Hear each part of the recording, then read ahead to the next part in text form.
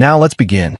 Grant Boyer stared at the architectural plans spread across his mahogany desk, but his mind wasn't on the new data center in Phoenix. Through the floor-to-ceiling windows of his downtown office, the city sprawled beneath him like a circuit board. Every street, every building connected by the invisible web he'd spent 15 years constructing. Skynet Analytics wasn't just another tech company. It was the nervous system of America's infrastructure, monitoring everything from traffic patterns to emergency response systems across 48 states. His phone buzzed. A text from his wife, Miriam. Hope has a recital tonight. 6 p.m. Don't be late. Grant smiled. His daughter was the one pure thing in his increasingly complicated life. At 7 years old, Hope had her mother's dark curls, but his gray eyes that saw patterns others missed. He typed back, wouldn't miss it for the world. The smile faded as he noticed the timestamp on the security feed from his home camera system. Miriam had disabled it again. Third time this month. Well, he'd mentioned it last week. She'd shrugged. I don't like feeling watched in my own house, Grant. It's creepy. It's for Hope's safety, he'd countered. Hope is fine. You're paranoid. But Grant Boyer hadn't built a billion-dollar surveillance empire by ignoring patterns. And Miriam's behavior had been nothing but patterns lately. The hushed phone calls that ended when he entered rooms. The weekend trips to visit her parents that stretched longer each time. The way she'd stopped asking about his work, about his day, about anything that mattered. He pulled up his personal monitoring system, a network separate from Skynet's commercial operations, one he'd built for himself. Miriam's phone location showed her at Nordstrom, where she'd been for 3 hours. Her credit card showed no purchases. He cycled through nearby traffic cameras until he found her car in the parking garage, empty. Then he expanded the search radius. There, satellite thermal imaging from the building next door showed 2 heat signatures in a corner office suite. One was Miriam's distinct profile. The other was male, larger. Grant enhanced the image, cross-referenced it with facial recognition databases. His father-in-law, Frederick Kramer. Grant leaned back in his chair, fingers drumming against the armrest. Frederick Kramer was a real estate developer who'd made his fortune building strip malls across the Midwest before the 2008 crash nearly wiped him out. The man had never liked Grant, had made that clear from the beginning. Tech bubble nonsense. Frederick had called Skynet at their engagement party. Smoke and mirrors. Not real wealth like property. But why was Miriam meeting her father in secret? Grant pulled up historical data, feeling the familiar rush that came with solving puzzles. Over the past 6 months, Miriam had met Frederick 47 times. Always when Grant was traveling, always in locations with disabled security feeds, always with her phone's GPS temporarily glitching. Someone was helping her hide these meetings. Someone with technical knowledge. He began tracing the digital footprints, following the ghost trails through proxy servers and encrypted channels. It took him 20 minutes to find the source. A programmer named Trevor Barr who'd been fired from Skynet 2 years ago for trying to steal proprietary code.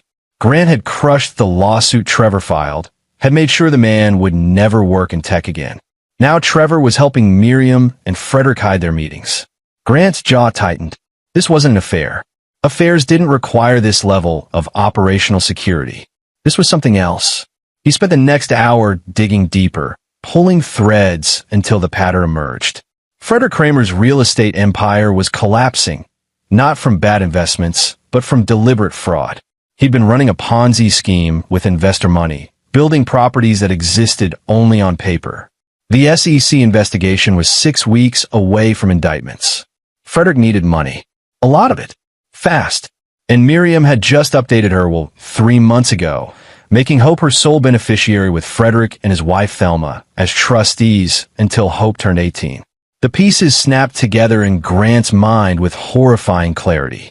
They weren't planning to take his money through divorce. They were planning something worse. His phone rang. Miriam. Hey, she said, her voice light and casual. Sorry, but I need to cancel on the recital. My mom's not feeling well, and I need to drive up to Milwaukee tonight. Can you cover? Of course, Grant said smoothly, his mind racing. Hope will be disappointed, but family comes first. Is your dad going too? A pause. Yeah, he's worried about her. Tell them I hope she feels better. He ended the call, and immediately pulled up Thelma Kramer's location data. She was at her country club, in the middle of her weekly bridge game. Not sick, not even home. Grant stood and walked to his window, looking down at the city he'd wired like a Christmas tree. Every camera, every sensor, every digital eye, they all reported back to him. He'd built this system to help people, to make cities safer, to catch criminals before they struck. Now, he was going to use it to protect his daughter from her own family. He pulled up Hope's location tracker, a tiny chip embedded in her favorite bracelet, disguised as a charm. She was at home with the nanny, Joni Roberts, a woman he'd personally vetted and trusted. He initiated a call to Joni's phone. "Mr. Boyer?" Joni's voice was steady, professional. "Joni, I need you to take Hope to my sister's place in Evanston. Right now. Tell her it's a surprise visit." "Sir, is everything?" "Please, Joni. I'll explain later, but I need you to trust me. And keep this between us. Don't tell Miriam." "Understood. We'll leave in 5 minutes." Grant ended the call and pulled up a secure terminal. He sent an encrypted message to his head of security, a former Marine named Malcolm Reed, who'd saved his life in Pakistan 3 years ago during a business trip gone wrong. Malcolm didn't ask questions, didn't judge, and most importantly, didn't fail. "Need eyes on the subject. Full surveillance. Report any movement." Malcolm's response came 30 seconds later. "On it." Grant watched through his satellite feeds as Joni loaded Hope in her car, as they pulled out of his driveway in the gated community, as they headed north towards safety. Only then did he allow himself to breathe. But he didn't relax, because Grant Boyer understood something most people didn't. The best defense was information. And he had more information than God. The recital hall was half empty when Grant arrived at 5:45 p.m. He told Hope he'd be there, and he kept his promises. She was backstage, practicing her violin piece, a simplified version of Vivaldi that she'd been working on for months. When she saw him, her face lit up like sunrise. "Daddy!" She ran to him, her small arms wrapping around his waist. "You came. I told you I would, didn't I?" He knelt down to her level, smoothing a curl behind her ear. "Where's your mom?" Hope's smile dimmed. She said Grandma Thelma is sick. She had to go help Grandpa Frederick. "I know, sweetheart, but I'm here, and that's what matters, right?" She nodded, but her eyes were sad. At 7, Hope was already learning that her mother's promises were hollow. Grant watched his daughter perform, watched her small fingers work the violin strings with careful concentration, watched her beam with pride when she finished and the sparse audience applauded. He recorded every second on his phone, storing this memory like he stored data, cataloged, preserved, protected. Afterward, they went for ice cream at her favorite place, a retro diner that served sundaes in metal dishes. Hope ordered her usual, chocolate with extra whipped cream and a cherry. "Daddy," she said, swinging her legs under the booth, "why doesn't Mommy like spending time with me anymore?" The question hit him harder than any business setback ever had. Grant set down his spoon, choosing his words carefully. "Your mother loves you very much, Hope. Sometimes adults have complicated things they need to deal with. Is she mad at you? Why would you think that?" Hope shrugged, her eyes downcast. "I hear her talking to Grandpa Frederick sometimes. When she thinks I'm asleep, she says mean things about you." Grant's blood ran cold. "What kind of things?" "That you're the reason everything's bad. That you ruined everything. That," Hope's voice dropped to a whisper, "that she wishes she never married you." He reached across the table, taking her small hand in his. "Hey, look at me." When Hope's gray eyes met his, he saw fear there, and confusion, and the beginning of a pain no child should carry. "Whatever happens between your mom and me, you need to know something. You're the best thing that ever happened to me. You're perfect, and I will always, always protect you. Do you understand?" She nodded, but a tear rolled down her cheek. Grant came around the booth and pulled her into a hug, feeling her small body shake with silent sobs. Over her shoulder, he pulled out his phone and checked Miriam's location. She was heading north on I-94 toward Milwaukee. Frederick was with her. His phone's signal showed in the same vehicle. They were moving fast, faster than normal traffic. Malcolm's message came through. Subject arrived at Kramer residence, unloading equipment from trunk. Looks like a large duffel bag and a plastic container. Grant's mind raced through possibilities. Equipment for what? He pulled up the Kramer house's property records, studied the layout, noted the detached garage with its soundproofed workshop where Frederick supposedly restored classic cars. Another message from Malcolm. Third vehicle arriving. Matches registration for Trevor Barr. So the whole crew was assembling. Whatever they were planning, it was happening soon. Grant paid for the ice cream and drove Hope back to his sister's place, where Joni was waiting. His sister, Grace, met him at the door, her expression worried. "Grant, what's going on? I can't explain right now, but I need you to keep Hope here tonight. Tomorrow too, maybe longer. Don't let Miriam know she's here." Grace studied his face. They'd grown up together, had survived their own difficult childhood with an alcoholic father and absent mother. She knew when he was serious. "Whatever you need." He kissed Hope goodnight, promising her pancakes in the morning, then drove back to his office. It was nearly 11 p.m. when he settled back at his desk, pulling up every surveillance feed he had access to in Milwaukee.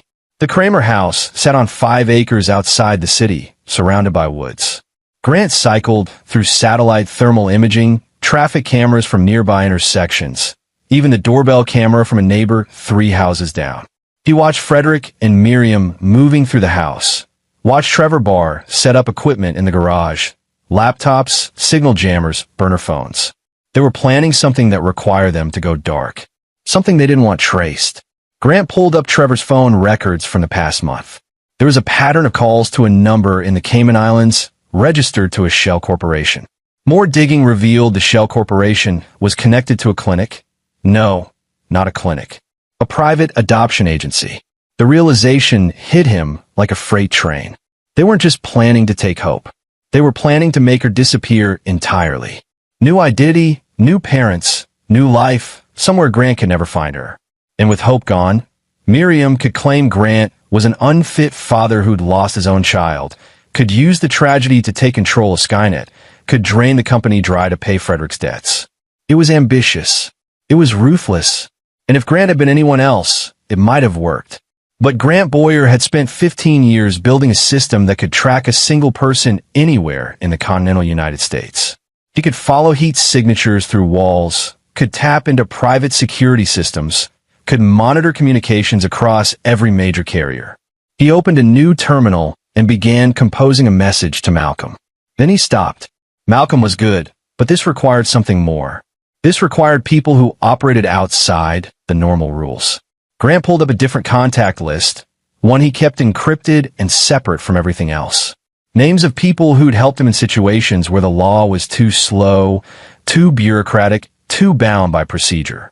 People who understood that sometimes justice required getting your hands dirty. He selected a name, Ramon Kemp, former Delta Force, dishonorably discharged for excessive force during a hostage rescue that had saved 23 civilians but killed 4 terrorists in ways the Army deemed inconsistent with rules of engagement. Ramon now ran a private security firm that specialized in executive protection and asset recovery. Grant had used Ramon's services once before when a Chinese industrial espionage ring had kidnapped one of his engineers. Ramon had gotten the engineer back in 48 hours. Grant had never asked about the details. He learned not to ask Ramon about details. He typed a message, "Need immediate assistance. Asset protection. High priority. We'll explain in person." The response came 2 minutes later. Location? Grant sent coordinates for a warehouse he owned on the south side, one he used for equipment storage. 1 hour. Then he sat back and began planning. Frederick Kramer had no idea what he'd started. No idea that every move he made was being watched, tracked, recorded. No idea that the man he was targeting had resources that made the NSA look like mall security. But he was about to learn. Grant pulled up the surveillance feeds one more time, watching Miriam and Frederick and Trevor huddle around a laptop in the garage, their faces illuminated by the screen's glow. They looked excited, confident. They thought they were clever. Grant smiled. It wasn't a nice smile. It was the smile of a man who just calculated every variable in a complex equation and found a solution. They wanted to take his daughter? He'd show them exactly what happened to people who threatened Grant Boyer's family. The warehouse smelled like motor oil and cardboard. Grant arrived first, disabled the security system, and waited in the darkness. Ramon Kemp appeared exactly 60 minutes after the message, moving through the shadows like smoke. He was a compact man, maybe 5'8", with the kind of build that suggested coiled violence waiting for release. "Talk," Ramon said. Grant laid it out in 5 minutes. The conspiracy, the plan to kidnap Hope, the timeline. He showed Ramon the evidence, the surveillance feeds, the phone records, the financial trail. Everything. Ramon's expression didn't change, but his eyes went flat and cold. "You want them stopped? I want my daughter safe. Beyond that." Grant paused. "I want them to understand what they tried to do. I want consequences. Consequences can mean a lot of things. I'm aware." Ramon studied him for a long moment. "You're sure about this? Once it starts, there's no going back.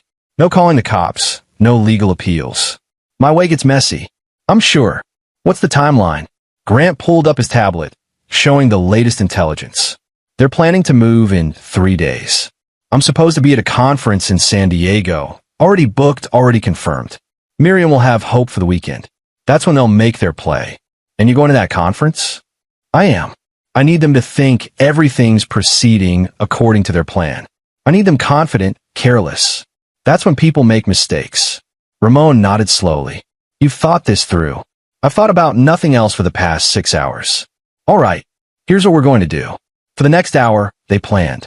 Ramon had resources, people who could watch Hope without being seen, people who could track Miriam and Frederick, people who could intervene if things went sideways.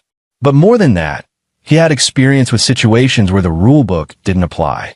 "The key," Ramon explained, "is letting them commit. We don't move until they've actually taken her. That way, there's no ambiguity, no room for them to claim misunderstanding or good intentions. They kidnap your daughter, they seal their fate." Grant nodded. It made sense. It was also risky as hell. "What about the wife?" Ramon asked. "You want her in the package?" Grant thought about Miriam, the woman he'd married 8 years ago, who'd seemed so different then. Warm, genuine, supportive. He'd proposed to her on a beach in Maui, had meant every word of his vows. What had it changed? What had she become this person who could smile while her father locked their daughter in a trunk? "Yeah," he said finally. "She's part of it. Okay, I'll need access to your surveillance network. Full access. I'll need to place people in positions before you leave for San Diego.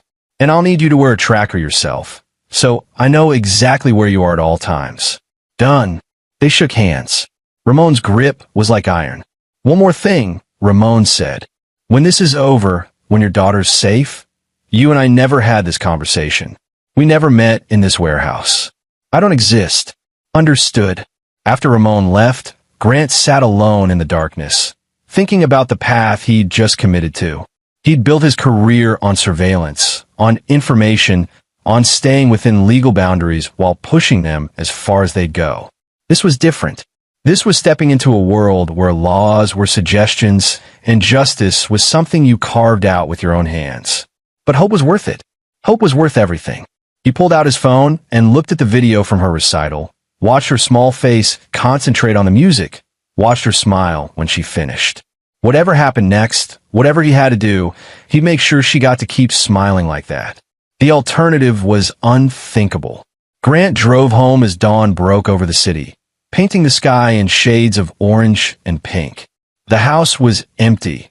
Miriam was still in Milwaukee, probably celebrating with Frederick and Trevor, probably already counting the money they thought they'd get from selling Hope to the highest bidder through that adoption agency. He went to Hope's room, stood in the doorway looking at her stuffed animals arranged on the bed, her drawings taped to the walls, her bookshelf filled with stories about princesses and dragons. Everything a 7-year-old girl should have. Everything they wanted to tear away from her. His phone buzzed. A message from Miriam. "Staying one more day with Mom. She's still under the weather. Can you handle Hope tonight?" Grant typed back, "Of course. Tell your dad I said hello." Let them think he was oblivious. Let them think their plan was working. In 72 hours, they'd learn differently. He spent the rest of that day making arrangements. The conference in San Diego was real. A cybersecurity summit where he was scheduled to give a keynote on infrastructure protection. Ironic, really. He'd be talking about protecting systems while his own family system crumbled. Malcolm called that afternoon with an update. Sir, I've got movement on Trevor Barr. He just purchased a cargo van, paid cash. Also bought a child-sized mattress and restraints from a medical supply store. Grant's hands clenched into fists. Keep eyes on him. I want to know everywhere he goes, everyone he talks to. Already on it. Also, I ran financial checks on Frederick Kramer like you asked. It's worse than you thought. He's not just underwater. He's drowning. Owes $12 million to investors who are looking for blood. The SEC investigation goes public in 4 weeks. He's desperate. Desperate people do desperate things. Yes, sir. How do you want me to proceed? Stay on surveillance for now. Don't engage. Don't spook them. I need them to feel safe enough to make their move. After he hung up, Grant sat at his kitchen table and opened his laptop. He pulled up the adoption agency in the Cayman Islands, traced its connections, followed the money. It was a sophisticated operation, not quite legal, not quite illegal, operating in the gray spaces between jurisdictions. They specialized in private placements for wealthy clients who didn't want to deal with traditional adoption bureaucracy. Children from difficult circumstances. Children whose disappearances wouldn't trigger major investigations. Children who could be given new identities and new lives. Except Hope wasn't from difficult circumstances. She was from a wealthy family. Her disappearance would trigger investigations. Unless her own mother reported her missing and blamed her father for losing her. Grant could see the whole script now. Miriam would claim he'd been erratic, paranoid, possibly unstable. She'd point to his obsession with surveillance, his work schedule, his paranoia about security. She'd cry on camera, play the grieving mother, and the media would eat it up. Meanwhile, Hope would be on a plane to somewhere in South America or Eastern Europe, with new papers and a new name, sold to some oligarch's wife who wanted a blonde American daughter to show off at cocktail parties. The rage that filled Grant was cold and precise, like liquid nitrogen flowing through his veins. This wasn't passion. This was calculation. This was the anger of a man who'd just decided exactly how he was going to destroy the people who threatened his child. He made a call to his attorney, an older man named Kent Finn who'd handled Skynet's legal affairs for a decade. Kent, I need you to prepare some documents for me. Quietly. What kind of documents? Divorce papers. Emergency custody filing. Restraining orders. And I need you to put together a dossier, financial crimes, conspiracy, attempted kidnapping. Make it bulletproof. There was a long pause. Grant, what's happening? I'm protecting my daughter. The less you know right now, the better. But in about a week, I'm going to need all of this ready to file. Can you do it? I can. But Grant, I know what I'm doing, Kent. Trust me. After he hung up, Grant pulled up Hope's tracker again. She was at Grace's place, playing in the backyard. Safe. He watched the little blip on the screen, that tiny representation of his entire world, and made a silent promise. No one was going to take her from him. No one. The next 2 days passed in careful preparation. Grant maintained his normal routine, conference calls, meetings, business as usual. He acted every bit the oblivious husband, texting Miriam updates about Hope, asking about Thelma's health, playing his role perfectly. Miriam came home Wednesday evening, looking tired and drawn. How was Hope? She asked, not quite meeting his eyes. Great. She missed you. I missed her too. The lie came easily to her now. Grant wondered how long she'd been practicing. That night, he lay in bed next to his wife, listening to her breathe, knowing that in 48 hours she'd be party to their daughter's kidnapping. It took everything he had not to confront her, not to demand answers, not to wrap his hands around her throat and squeeze until she told him why. But control was everything. Emotion was the enemy. He needed to let this play out. Thursday morning, he packed for San Diego. Miriam helped him, chatting about nothing, maintaining the facade.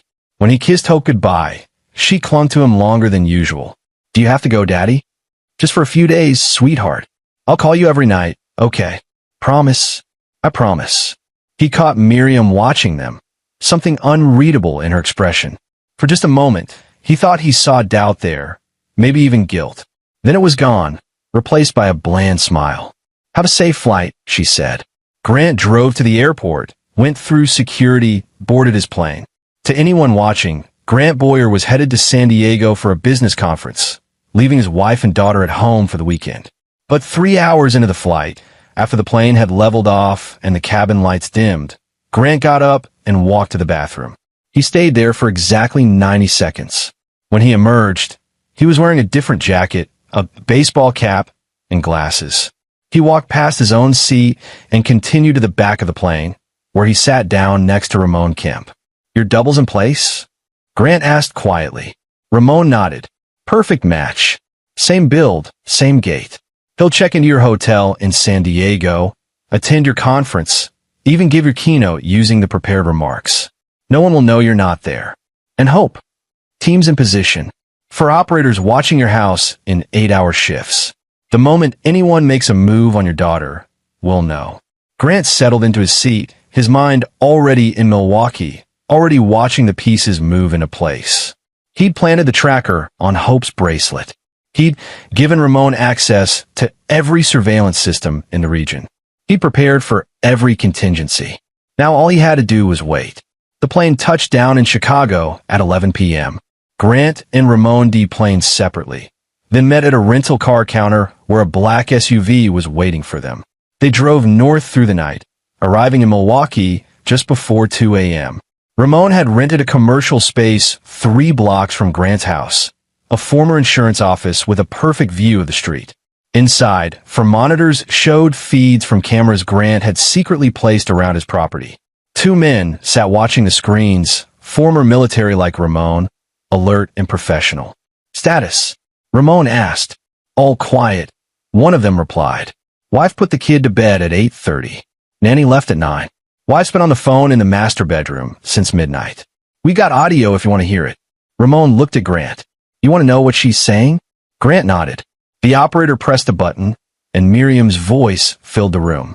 "Told you, he suspects nothing.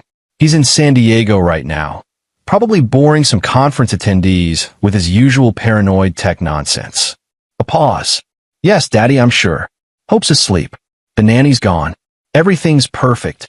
Another pause, then laughter. "By Sunday night, we'll be rich, and that controlling bastard will finally understand what it feels like to lose something he can't buy back." Grant's jaw clenched. Hearing it out loud, hearing the venom in her voice, made it real in a way the surveillance footage hadn't. Ramon put a hand on his shoulder. "Easy. We stick to the plan." Grant nodded, forcing himself to breathe. "When do they move?" "Based on the chatter we've intercepted, tomorrow night. Frederick and Trevor are driving down from their staging area at 7 p.m. They'll wait until Hope's asleep. Then Miriam will carry her out to Frederick's car. They've got the trunk modified, soundproofed, ventilated. They're planning to drive her to a private airstrip outside Madison, where a plane's waiting to take her to the Caymans. And from there, she disappears into their adoption network. New identity, new passport. Could be anywhere in the world within 72 hours. Grant stood and walked to the window, looking out at his house. The house he'd bought when Hope was born, the house where he'd thought they'd build a life. In the pale streetlight, it looked peaceful, normal. A suburban dream. It was a lie. Everything was a lie. "I want them alive," Grant said quietly. "When this is over, I want them to face what they've done. I want them to feel every ounce of terror Hope would have felt." "Can you do that?" Ramon smiled. It wasn't a pleasant smile. "Oh yes, we can definitely do that." The next day dragged. Grant stayed in the surveillance room, watching his house through the cameras, watching Miriam move through her day as if nothing was wrong. She made Hope breakfast, drove her to a friend's birthday party, picked her up afterward. To anyone watching, she was a loving mother. Attentive, caring. Only Grant knew she was spending what she thought would be her last day with their daughter before selling her to the highest bidder. At 6:45 p.m., Hope's tracker showed she was in her bedroom. Grant pulled up the hidden camera he'd installed in her bookshelf, camouflaged as a teddy bear's eye. Hope was in her pajamas, reading a book about horses. She looked so small, so innocent, so completely unaware that her world was about to shatter. At 6:58 p.m., Ramon's phone buzzed. He checked it, then nodded to Grant. "Frederick and Trevor just turned onto your street. Showtime." Grant's heart rate spiked, but his hands were steady. This was it. The moment everything either worked or fell apart. Through the monitors, he watched Frederick's Lexus pull into his driveway. Watched Frederick and Trevor get out, both carrying bags. Watched Miriam open the front door and usher them inside. The audio feed crackled to life. Is she asleep? Frederick's voice, gruff and impatient. Almost, Miriam replied. Give her 10 more minutes. We don't have 10 minutes. The plane leaves at 10. We need to move. Daddy, relax. Everything's under control. They moved into the living room, where Grant watched them unpack their bags. Zip ties, duct tape, a syringe filled with what was probably a sedative. Seeing the instruments laid out on his coffee table, instruments meant for his 7-year-old daughter, nearly broke Grant's control. Ramon saw it. Not yet, he said softly. We let them commit. Remember? Grant nodded, his fingernails digging into his palms. At 7:23 p.m., they made their move. Miriam went upstairs first, quiet as a ghost. Grant watched through Hope's camera as his wife entered the room, looked down at their sleeping daughter, and for just a second, hesitated. Then Frederick appeared in the doorway. Do it, he hissed. Miriam picked up Hope, who stirred but didn't wake. Grant watched his wife carry his daughter down the stairs, watched Frederick open the front door, watched them move toward the car. That's when Hope woke up. Mommy? What's happening? Shoo, sweetheart. We're just going for a drive. I don't want to go for a drive. I want to sleep. Hope, please. Why is Grandpa here? Mommy, I don't want to. Frederick grabbed Hope from Miriam's arms, clamping a hand over her mouth. Hope's screams came muffled but clear through the surveillance feed. Grant half rose from his chair, every instinct screaming at him to run to her, to protect her. Ramon's hand on his shoulder held him in place. 30 seconds. That's all we need. Frederick carried the struggling, screaming child to his car. Popped the trunk. Inside, Grant could see the modified space, padded with breathing holes drilled through the sides. A child-sized prison. Your father will never find you, Frederick said, his voice cold and satisfied. He might think he's smart, but he's not smart enough for this. He shoved Hope into the trunk. She was crying now, terrified, calling for her daddy. Grant felt something inside him break and reform into something harder, colder, completely merciless. Frederick slammed the trunk closed. The screaming became muffled. Miriam stood by the front door, watching, not helping, not stopping it, just watching. Now, Grant said. Ramon spoke into his radio. All units go. The street exploded into motion. 2 unmarked vans screeched to a stop, one blocking the driveway, one blocking the street. Men poured out, 8 of them, all wearing tactical gear, all moving with military precision. Frederick froze, his hand still on the trunk.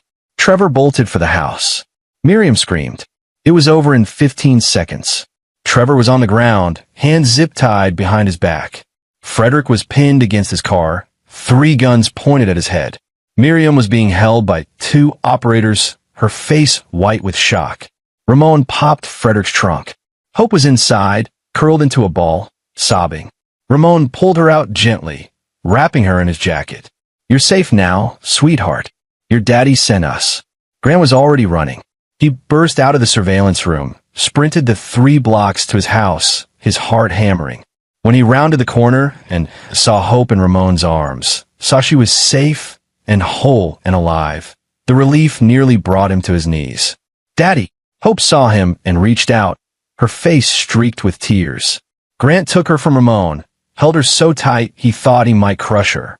She was shaking, sobbing into his shoulder, saying his name over and over. I've got you, he whispered. You're safe. I've got you. Over Hope's head, he locked eyes with Miriam. She stared at him in disbelief, her face a mask of shock and dawning horror. How she started. Did you really think you could hide from me? Grant's voice was quiet, deadly. Did you really think I wouldn't know every move you made, every plan you hatched, every lie you told? He turned to Ramon. Call the police. Tell them we have 3 suspects in an attempted kidnapping. I'll give them all the evidence they need, surveillance footage, phone records, financial transactions, everything. Wait. Frederick's voice was panicked now, all his earlier confidence gone. You can't do this. We'll tell them about your surveillance, about how you invaded our privacy, about how you tried to kidnap my daughter. Grant cut him off.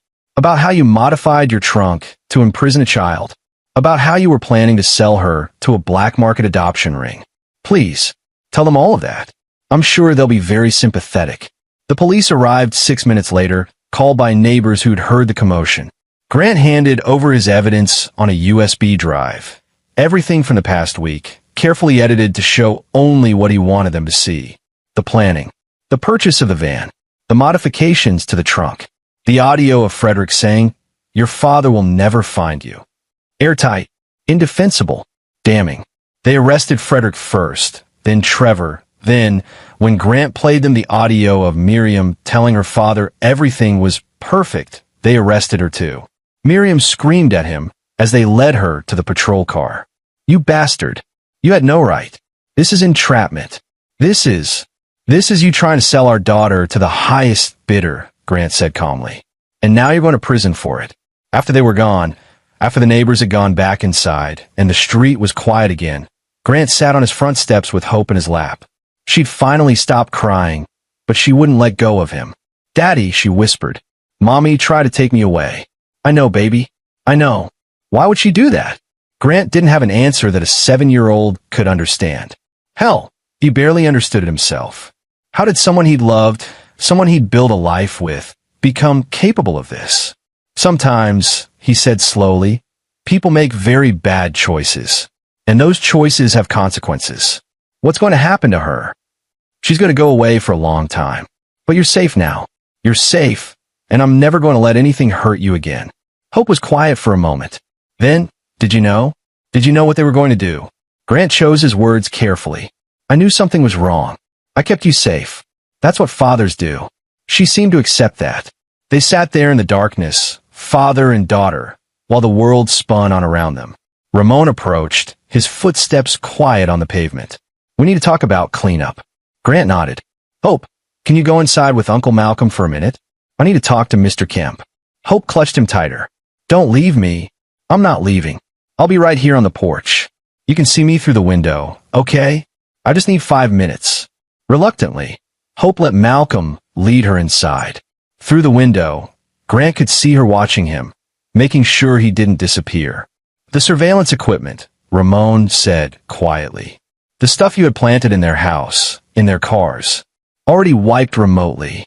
The only footage that exists is what I gave the police. Everything else is gone. The men who helped tonight, paid in cash. No records. They were never here." Ramon nodded. "You thought of everything." "I had to." Grant looked at his house, at his daughter's face in the window. "She's all that matters. Everything else is just details." "What about the wife? She's going to claim you set this up. Let her claim whatever she wants. The evidence shows she was planning to sell our daughter. That's not something you can spin away, no matter how good your lawyer is." Over the next week, the full scope of Frederick Kramer's crimes became public. The SEC investigation revealed the extent of his fraud. $20 million in investor money vanished into shell companies and offshore accounts. The attempted kidnapping made national news, especially when reporters discovered the connection to the Cayman Islands adoption ring. Federal agents raided the agency, arrested 12 people, and uncovered a network that had been trafficking children for a decade. Miriam tried to claim she'd been coerced by her father, that she'd been afraid, that she'd never wanted to hurt Hope. But the audio recordings told a different story. The jury at her trial took less than 4 hours to convict her on all charges. Frederick got 30 years. Trevor got 20. Miriam got 15, with no possibility of parole. Grant attended every day of the trial, sitting in the front row where Miriam could see him. He wanted her to understand, wanted her to know exactly what her greed and her father's desperation had cost her. Not just her freedom, not just her daughter, everything. On the day of sentencing, as the bailiffs led Miriam away, she looked at Grant one last time. "I hope you're happy," she spat. "You got what you wanted." Grant stood, buttoning his jacket, meeting her eyes with cold precision. "What I wanted was a wife I could trust and a family I could count on. Like I was a lesson in how far people will go for money." He paused. "But yes, Miriam, I am happy, because every night I get to tuck my daughter into bed, knowing she's safe. Can you say the same?" She had no answer for that. 6 months later, Grant stood in Hope's doorway, watching her sleep. She'd started therapy, had good days and bad days, but she was healing. Children were resilient in ways adults couldn't be. She'd asked about her mother a few times, then stopped asking. Some wounds hurt too much to keep reopening. Grant had sold the house, bought a new one in a different neighborhood where Hope could start fresh. He'd restructured Skynet, stepped back from day-to-day operations, spent more time being a father and less time being a tech mogul. The surveillance network he'd built still ran, still protected, still watched over the country like an invisible guardian. But Grant had learned something from all of this. Information was power, but it wasn't everything. Love was everything. Family was everything. The rest was just ones and zeros. His phone buzzed. A text from Ramon.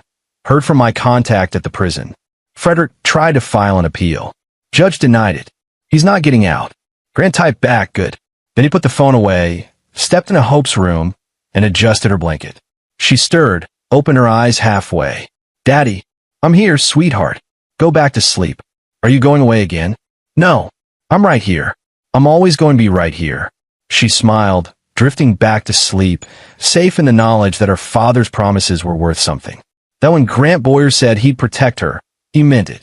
And anyone who tried to prove otherwise learned, the hard way, exactly what happened when you threatened what Grant Boyer loved. The house was quiet. The cameras watched. And Grant Boyer stood guard over his daughter's dreams, knowing that some battles were worth any cost, that some things were worth protecting at all costs, and that the greatest power in the world wasn't surveillance or information or technology. It was a father's love for his child, and that was something no one could ever take away. This is where our story comes to an end. Share your thoughts in the comments section. Thanks for your precious time. If you enjoyed this story, then please make sure you subscribe to this channel. That would help me a lot. Click on the video you see on the screen, and I will see you there.